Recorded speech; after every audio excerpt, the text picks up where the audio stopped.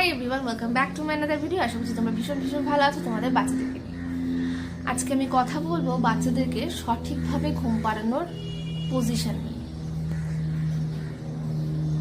এই সঠিকভাবে ঘুম পাড়ানোটা খুব ইম্পর্টেন্ট রোল প্লে করে নিউ বর্ন বেবিদের ক্ষেত্রে, কারণ সেই সময় বাচ্চারা কিন্তু নিজের থেকে কোনো রকম মুভমেন্ট করতে পারে না।